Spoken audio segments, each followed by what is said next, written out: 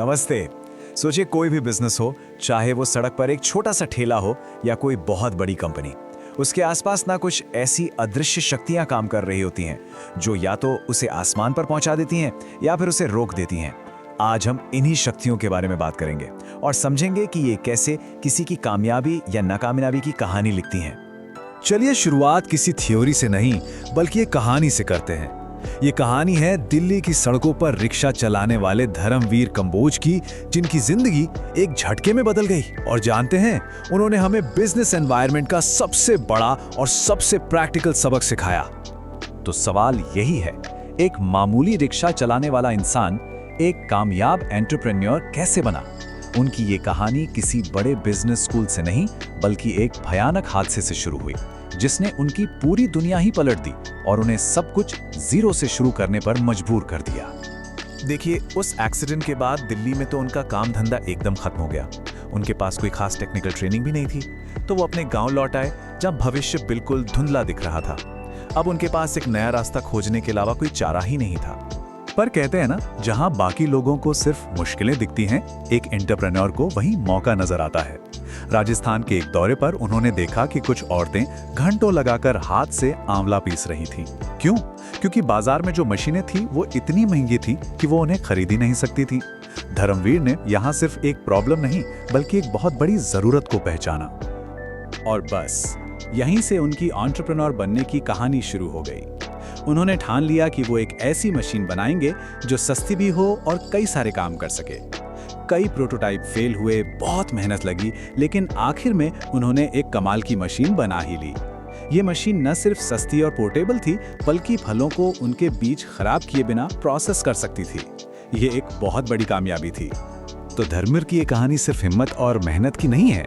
असल में ये हमें एक बहुत बड़े कॉन्सेप्ट की तरफ ले जाती है, जिसे कहते हैं बिजनेस एनवायरनमेंट। उन्होंने जो कुछ भी महसूस किया, उनका एक्सीडेंट, उन औरतों की जरूरतें, टेक्नोलॉजी की कमी, ये सब बाहरी ताकतें थी। तो आखिर ये बिजनेस एनवायरनमेंट है क्या चीज? जरा सोचिए, उन महिलाओं की सामाजिक जरूरतें, बाजार में सस्ती टेक्नोलॉजी का ना होना और उनकी खुद की आर्थिक हालत, ये सारी चीजें उनके सीधे कंट्रोल से बाहर थीं। ये सब बाहरी ताकतें थीं और एक एंटरप्रेन्योर होने के नाते उन्हें इन्हीं ताकतों के हिसाब से काम करना था। और देखिए, यही तो बिजनेस एनवायरनमेंट का पूरा सार है। मतलब वो सभी लोग, संस्थाएं और दूसरी ताकतें जो किसी बिजनेस के कंट्रोल से तो बाहर होती हैं, लेकिन उसकी परफॉर्मेंस पर, उसके चलने या न चलने पर गहरा असर डालती हैं। ये वो दुनिया है जिसमें कोई भी बिजनेस काम करता है। बिजनेस एनवायरनमेंट की कुछ खास बातें होती हैं। ये हमेशा बदलता रहता है, यानी ये डायनामिक है। ये काफी कॉम्प्लेक्स होता है क्योंकि बहुत सारी चीजें एक साथ असर डाल रही होती हैं। और हाँ, ये अनिश्चित होता है, जैसा धर्मवीर के एक्सीडेंट ने दिखाया। एक कामयाब एंटरप्रेन्योर को इन सभी बातों को समझना पड़ता है। तो सवाल उठता है कि ठीक है, ये एनवायरनमेंट कॉम्प्लेक्स है, तो क्या इसे समझना इतना जरूरी क्यों है? देखिए, ये कोई किताबी बात नहीं है, ये तो बिजनेस को जिंदा रखने की गाइड बुक है। धर्मवीर का अपना मोटो ही देखिए, वो इस मानसिकता को कितनी अच्छी तरह दिखाता है। संघर्ष ही सबसे बड़ी कामयाबी है। एक ऐसे बिजनेस एनवायरनमेंट में जहां कुछ भी पक्का नहीं है, मुश्किलें तो आएंगी ही, लेकिन वहीं से नए मौके भी निकलते हैं। ये एक ऐसी बिजनेस स्ट्रैटेजी है जो हालात के हिसाब से ढलने पर टिकी है। तो इस एनवायरनमेंट को समझना एक तरह से हाथ में एक रोड मैप रखने जैसा है। ये धर्मवीर की तरह मौकों को पहचानने में मदद करता है।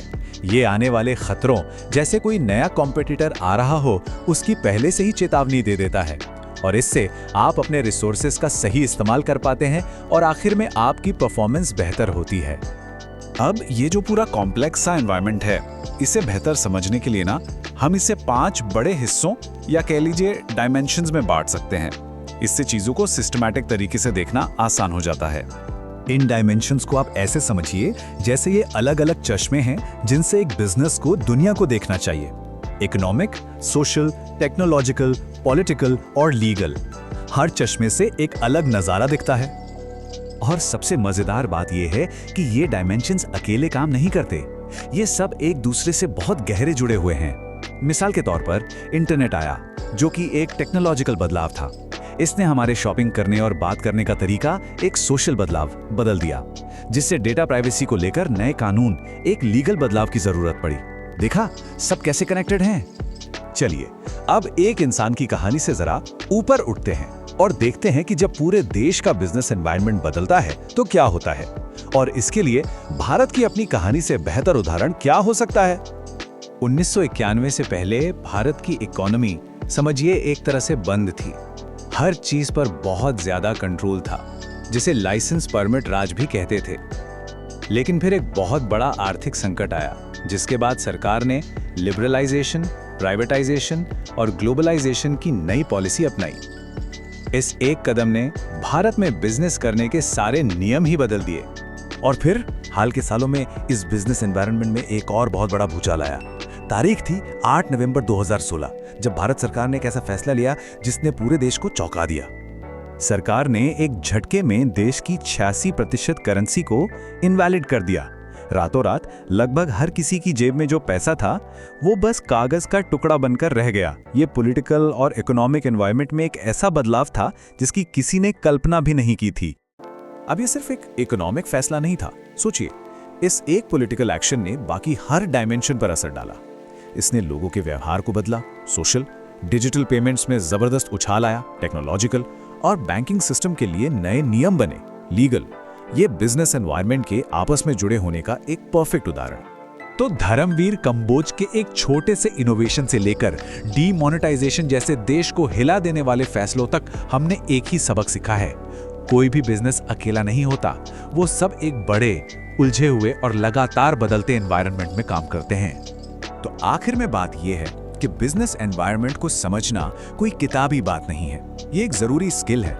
ये इस बात की काबिलियत है कि दुनिया जैसी है उसे वैसा देखा जाए, और साथ ही ये भी देखा जाए कि वो कैसी हो सकती है, और फिर उस भविष्य को हकीकत में बदलने के लिए काम किया जाए। और ये हमें एक आखिरी सवाल पर लाकर छोड़ देता है, वही सोशल, टेक्नोलॉजिकल और इकोनॉमिक ताकतें जिन्होंने धर्मवीर कंबोज को प्रेरणा दी, वो आज भी काम कर रही हैं, नई चुनौतियां और नई ज़रूरतें पैदा कर रही हैं। तो सवाल ये है कि आज के इस माहौल में अगला बड़ा मौका कहाँ छिपा है।